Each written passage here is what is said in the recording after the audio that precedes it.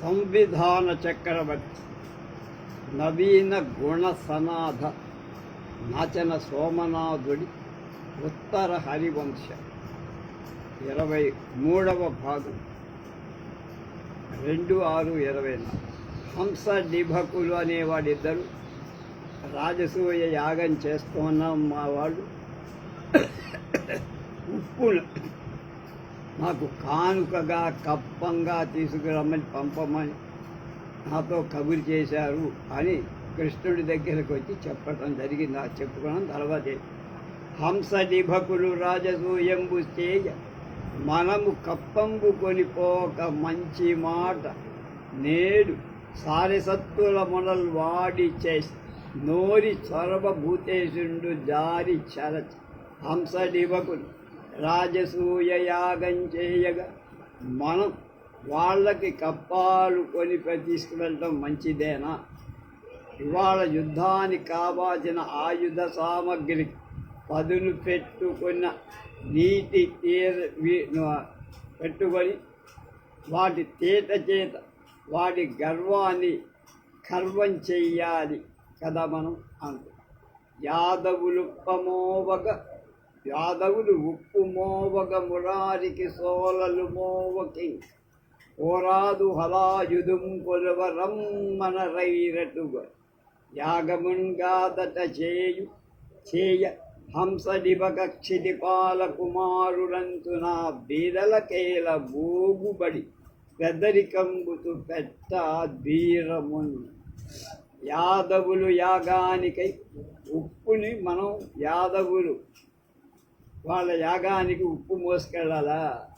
వాళ్ళ కూడా కృష్ణుడు అంటే కులిచేటువంటి సేరు అర్ధసేరు అడ్డడు మానిక ఉంటుంది, మకరం, అవి తీసుకెళ్ళాలా? తప్పదా? మరి బలరాముడిని ఉప్పు కొలపటానికి రమ్మలేదు, నన్ను రమ్మన్నాడు. మనం ఉప్పు మోసుకొని పోతే ఆ రాజకుమారుడు యాగం చేస్తారా? ఆ సారహీనులకు దూబరి దిండి పెత్తనం పరాక్రమం ఆరోపించటం చావలేని వాడి గురించి ఎందుకురా మనం అనుకోబడుతున్నాం. అనుతునొండరు చెయ్యి వ్రేసి అపకసింపహరియు కలకలనది జనార్దనుండు వినగనిట్టను ఉండేల వీరవరుల అలుగు మొనగాక కప్పంబులు అడుగదగుని. వాడు వచ్చినవాడు హంస డిభకుడు జనార్దనుడనే వాడిని పంపారు. వాడికేమో తీర్థం స్వార్థం కలిసింది. ఇక్కడికి వచ్చి కృష్ణ దర్శనం పొందగలుగుదామని వచ్చారు. చూశారు, చెప్పారు. అప్పుడు అంటున్నారు, ఈ విధంగా పలుకు యాదవు ఒకళ్ళకొకట్లు తప్పట్లు కొట్టు హేళన చెయ్యగా హరి అంటే జనార్దనుడైన శ్రీహరి కృష్ణమూర్తి పకపకా నవి జనార్దనుడు అంటే వచ్చిన రాయబారి వినేటట్లుగా ఇలా ప్రకటించి హంస డిభకులు యాదవ వీరుల వీరేల కోరాలి. యుద్ధములో ప్రయోగించిన వీరుల వాడి అయిన బాణాల కొనలను కోరటం తగిన పని వాళ్ళకి, కానీ లవణాన్ని తీసుకురమ్మంటాం తగిన మంచి పని కాదు, చెయ్యాల్సిన పని కాదని చెప్పారు. హరికరమున నేదాల్చిన హరికరము నరేంద్ర ధీరుడై చెనడి హరి ధిరమైనడుగుట హరిడి రమైకాభిలాషుల గుండ్రపుతుంది. సుదర్శన చక్రాన్ని నేను చేతిలో ధరించగా ఎలాంటి ధీరుడై రాజ్య సుఖాలను కోరేవాడు కాదు. నన్ను కప్పమడగటం అవివేకం పాడు. అలా కోరువాళ్ళు ఇంతవరకు ప్రపంచంలో మనకు లేదు. వెదకంబోయిన తీవకాల దవిదే వేయేల దుర్వాసుచే మొదలం సంచకరంబు హంస డిభకులు కోల్మూల క్రియాకేలికిన్ కుదురైయున్నది సాటిగాక హితమతో మత్కోదండ కాండోదర ప్రదర ప్రావరణాంబుద ప్రకట శంపాకంప సత్కారముల్. తీగ వెతకకుండా పని లేకుండా కాలికే తగిలింది. ఏ తీగ కోరుకుంటే అది. కనుక శ్రమ లేకుండా మనకి తేలిగ్గా దొరికింది. కనుక మొదటనే హంస డింభకుడు దుర్వాసుడికి కావించిన అవమానాల చేత వధింపాలి అనే క్రీడనైనా నా సంకల్పం స్థిరమైపోయింది. కనుక దుర్వాసుని వాళ్ళు చాలా హేళన చేశారు. కనుక ఎట్లాగైనా వాళ్ళని చంపాలని నేను అనుకున్నా. వాళ్ళు ఈ ఉప్పు రాయి భారంతో అది వాళ్ళంతకు వాళ్ళే నెత్తి మీద తెచ్చుకో స్థిరమై నా ధనస్సు నుండి వెలువడే బాణాలు అనే చుట్టుముట్టి మేఘాల యొక్క స్పష్టమైన మెరుపు తీగ మిరుమిట్లు షత్కార ధ్వనులతో సిద్ధంగా ఉంది. వాళ్ళని చంపేద్దాం వారలతో ఇట్లను అని చెప్పారు. ఈశు వరము చేత ఎవ్వడేని పాఠశూరుడైన దువ్వు జూచి నక్క యొడలు కాల్చుకొన్న వడుపున మీరెంత లగుమాడలాడ లజ్జ కాదే అని. శివుడి వరం చేత ఎవ్వడైనా తాను సూర్యుడిని అని తలస్తే చారలగల పులిని చూసి నక్క దానిలాగా తన శరీరానికి వాతలు పులిని చూసి నక్క పెట్టుకున్నట్లుగా ఉంటుందని చెప్పండి అయ్యా. సహజమైన చారలు లేనివాడు నక్క వాతలు పెట్టుకున్నట్టుగా. కనుక మీరు ఈ విధంగా వీరవచనాలు పలకడం గర్వించడం సిగ్గు కదా సత్యం. అలాంటి మీరు పంపిన మాటలు మీరు చెప్పిన కబుర్లు వ్యర్థాలు. హరిగదా విహారమల్లంత తోచిన వరమి మెమ్ముగా వరతీయడు వెరివార పిడుగు వేసిన తలటొప్పి ఆగునే వివేకమైన వలదే. ఒరే నాయన, తలకాయ నొప్పి వచ్చిందని పిడుగు నెత్తి మీద వేసుకుంటారా? హరి యొక్క కౌమోదకి అనే పేరు గల గద యొక్క విలాసంతో కూడిన సంచారం కనపడగానే శివుడి వరాలు మిమ్మల్ని రక్షించటానికి ఏమాత్రమైన సమర్థాలవుతారా? రే వెరినాయలారా, పిడుగు పడినప్పుడు తల మీద గల కుచ్చులప్పాగా దెబ్బ ఆపగలుగుతుందా? అలాగే టోపీ ముక్కలే. మీకు మంచి చెడ్డలు ఆలోచించేది వివేకం ఉన్నట్టు అగునో కావో వరములు ఇక విడువరాదు హంస డిభకులనంతు మొగరించిన హరు నయినను జగమెరుగగ ద్రోలి తమ్ము జంపెదనను మీ. శివుడిచ్చిన వరాల ప్రభావం ఎలాంటిదో అవి ఫలిస్తాయో ఫలించవు అని నేను తడిమి చూసుకోవాలి. కనుక వాళ్ళని తడిమి వేసి లోకమంతా తెలిసేటట్లుగా వాళ్ళిద్దరిని ఆ హంస దిభకులిద్దరు వాళ్ళిద్దరిని చంపుతానని చెప్పండి అయ్యపోవను. పరపగు మోగర మేర్పను వెరవగుతో ఎల్లి నేడు విడిసెద మధురాపురమున ప్రయాగమున పుష్కరమున తారెచ్చి కొన్న కలనగు మాపు విరివిగా సేన అమర్చటానికి తగైందో కాదు. రేపా లేదా ఎల్లుండో ఇవాళేనో ఒకవేళ మధుర ప్రయాస పుష్కరం అనే వాటిలో వాళ్ళు దేన్ని కోరిక మధురకి రమ్మంటారా, ప్రయాసకి రమ్మంటారా, పుష్కరానికి రమ్మంటారు. ఎక్కడి కోరిక అంటే అక్కడికి వస్తాం. మాకు వాళ్ళకి యుద్ధమే, ఇంకా మామూలు మాట లేదు, ఉప్పు లేదు. వాడు చచ్చిన తర్వాత నోట్లో ఉప్పేయటమే. మొగమోటంబున నువ్వు వారి ఎదురన్ ముఖ్యంబు యుద్ధం బకాద తెగనాడన్ వెరతే సత్యకి సమిద్ధీరు నీతో నయేగి గుణగ్రాహులు కాని తద్ధరణి వృత్తీతాంతరంగంబుల పగులన్ వైచు కఠోర వీర వచన ప్రాస ప్రసారోద్ధతి. ఒరే నాయన జగన్నాథ, నువ్వు చెప్పే ధైర్యం నీకు కనుక లేకపోతే మా రాజులు ఏమనుకుంటారు? నీకు అక్కర్లే, భయం అక్కర్లా. మా తమ్ముడు నాడు సత్యకి నీతో పంపిస్తా, వాడు చెప్తా నీతో వచ్చి. రాజకుమారుల ఎదట వారి ముఖ ప్రీతికై యుద్ధం ముఖ్యమై అత్యంతగా ఉందని పలకటానికి చెప్పటానికి నీకు భయం అయితే యుద్ధానికి దిట్ట ధీరుడు నా తమ్ముడు సాత్యకి నీతో వస్తారా. గుణాలను జయించి నీ రాకుమారులని పురుగుల హృదయాలు తన వీరాలాపాలని ఈటలతో కోటుల తీవ్రతతో పగలగొట్టగలడు. నీకు ఆ ధైర్యం ఇస్తున్నాం పోమను అని పలికి సాత్యకింగనుకొని దీనితని తోడ సాల్వ నగరంబున భయారోహణుండవై సన్నాహంబు మెరసి ఒక్కరుండవ శని మదీయ వచనంబులని తద్రాజడింభకుల ఎదుర పలికి కలను చెప్పి రమ్మని వీడ్కొలిపి అని సాత్యకితో గుర్రానికి యుద్ధ ప్రయత్నం గోచరం అవుతుండగా జనార్దనుడితో కూడా సాల్వ నగరానికి అంటే రాయబార్తో వెళ్ళి హంస డిభక్కులిద్దరినీ కలిసి యుద్ధానికి రమ్మని వీడు ఆహ్వానించరా తమ్ముడు. సాత్యకి సాల్వ నగరానికి వెళ్ళదు.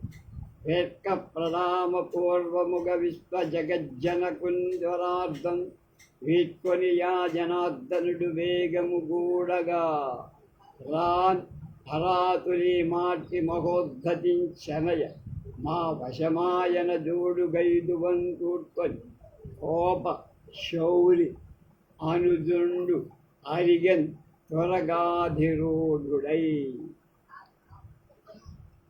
కుతూహలంతో సాత్య అన్నగారైన కృష్ణుడికి నమస్కరించి వీడ్కొని వేగంగా తనతో జనార్దనుడు రగ విరోధులు అధిక గర్వంతో యాదవులను ఎదిరించటం మాకు వశమగ అవుతుందా అనేటట్టుగా భయపడేటట్టు ఇతరుల దృష్టికి భయంకరంగా కనపడు కవచం కత్తి మొదలైనవన్నీ ధరించి గుర్రం సాల్వ నగరానికి వచ్చేశారు. సరి సాల్వపురము స్వచ్చి నరేంద్రనందన మందిర ద్వారంబునందు హయమునవతరించే జనార్దనాంత ప్రదేశం మున్నుగా వారికి తన్ను శౌరి పుత్తెంచటయు చెప్పి పుచ్చెనాతందట్ట చేసి అర్హాసనాసీనుడై విదప రప్పించిన పెంపుతో సత్యకి ఆ జనార్దనుడున్న ఆసనంబునందు కూర్చున్న తప్పక హంసుడతని ఆననంబు విలోకించి ఆ మనోజ్ఞ వేషంబు బింబితావహిత రోషంబును కనుగొని ఇట్టులనియే. సాత్య సాల్వనగరం ప్రవేశించి రాకుమారుల మందిర ద్వారంలో దిగి జనార్దనుని ముందుకి లోపలికి పోగా అతనిచే హంసడింబకులు కృష్ణుడు దూతగా పంపిన వార్త చెప్పి జనార్దనుడు ఆ విధంగా చేసి పీఠం మీద కూర్చొని తర్వాత రప్పించమనగా సాత్య టీవితో లోపలి జనార్దనుడు కూర్చున్న ఆసనాన్ని అలంకరించగా హంసుడు అతని ముఖాన్ని మరల్చకుండా చూసి మనస్సును హరించినట్టు భయంకరమైంది.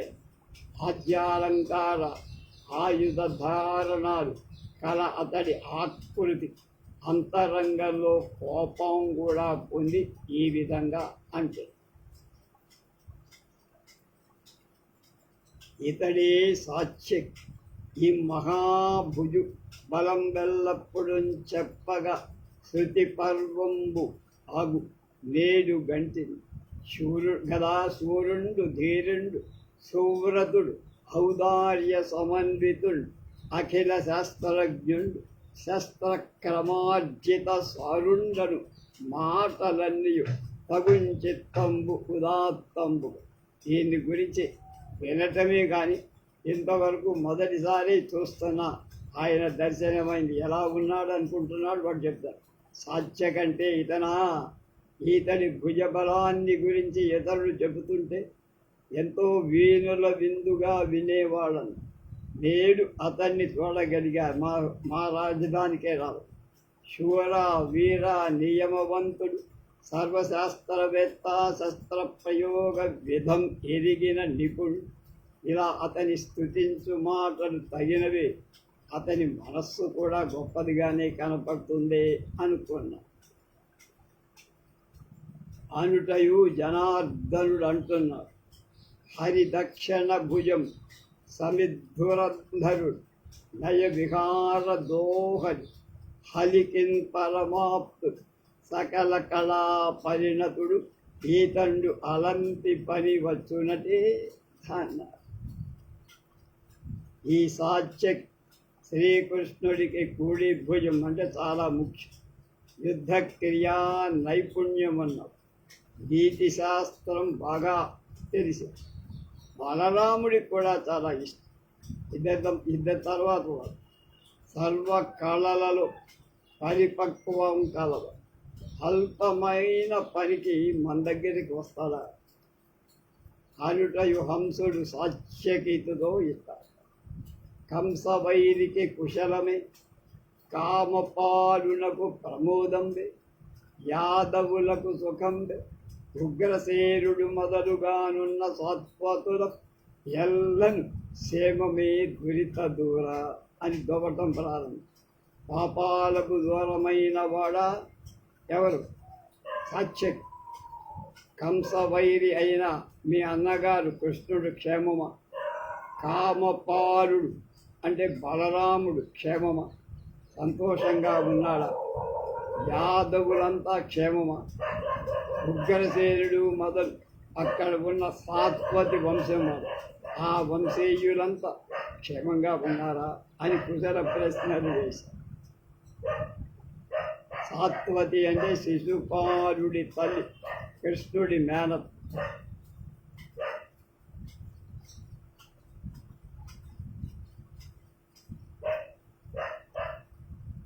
అనబుడు సాత్య మోమున కొనసాగని తెలివి తోప, కుశలముని చెప్పిన వారికెల్ ఆలుటలు అనియ జనార్దను తోడ హంసుడు పెద.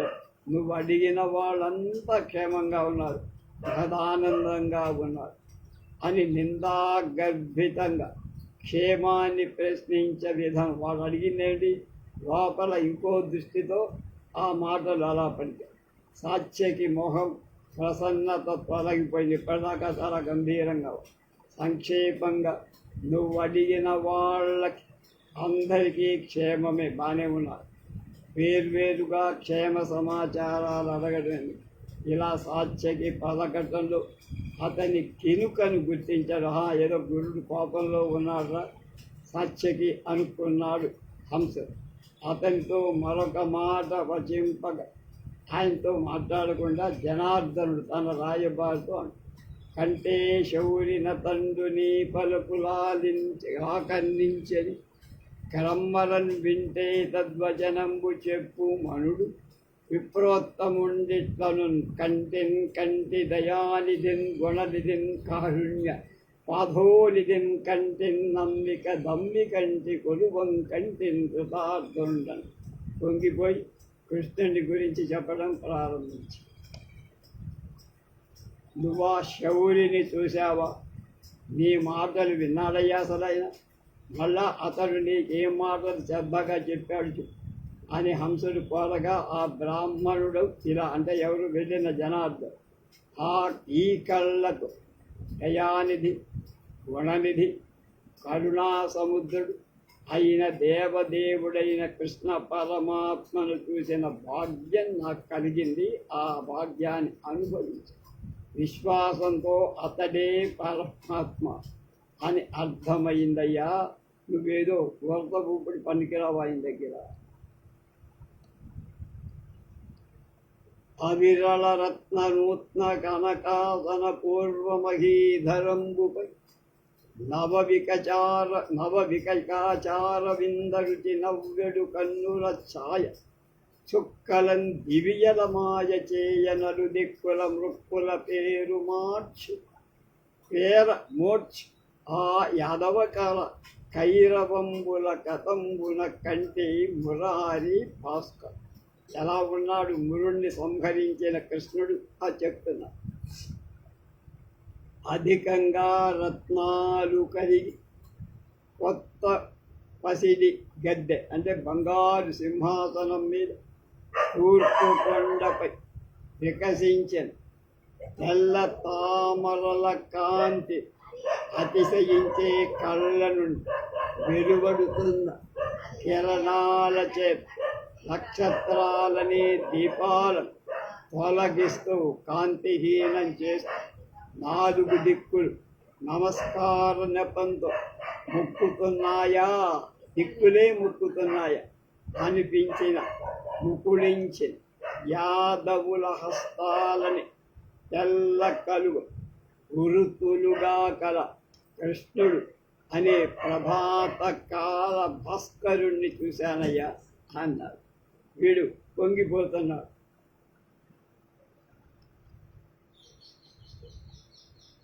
వరము కౌస్తుభరత్నం ఉదయాద్రి తటమున పొడతెంచు కలువల బోటు బోటు శరము కిరీటంబు స్వరగిరి నెత్తాన రాజిల్లు పగలింటే రాజు రాజు కటిపచ్చబట్టు దిగ్గంటి కుంభస్థలి దూపట్టు రేయండ జోడు జోడు చేతి శంఖంబు గర్జిత గజేంద్రముఖేల పరగు వెన్నెల పువ్వు బంతి బంతి అయి గురువులోన తేజోమయంబు సేయ భౌతిక వితానమయ సభామండపము సత్యభామా సఖీ కటాక్షముల గములు చూరగొలుతున్న దేవకీ సుతుని కంటి రొమ్మున కెంపు వర్ణంకల కౌస్తుభమణి తూర్పు కాంతి యొక్క మైదానంలో గోచరించి సూర్యుని అరుణ కాంతులను మించింది. శిరస్సున గల తెల్లని వజ్ర కిరీట కాంతులు మేరు పర్వత సానువుల ప్రసరించి సూర్యుని కిరణాలను అతిశయించిందిగా. నడుమున కల పసుపు బట్ట దిగ్గజాల చిత్తిళ్లలో కసిమి గద లేత ఎండ చెరివి చేస్తున్నట్టు చేతిలో ఉన్న తలపులాడి మిక్కిలి ధవళ వర్ణం గల శంఖం వధించిన ఏనుగు యొక్క తొండం మీద దాన్ని మించిన మిసిమి గలది సభలో మెరుగులు దిమ్ముతుండగా ముత్యాల వరుసలతో నిండి వస్త్రాది అలంకారాలు కల ఆ పెద్ద మందిరంలో ప్రియ సఖి అయిన సత్యాదేవి చూపుల తన మనోహరమైన రూపంతో ఆకర్షిస్తున్న శ్రీకృష్ణుణ్ణి చూశా. చాలే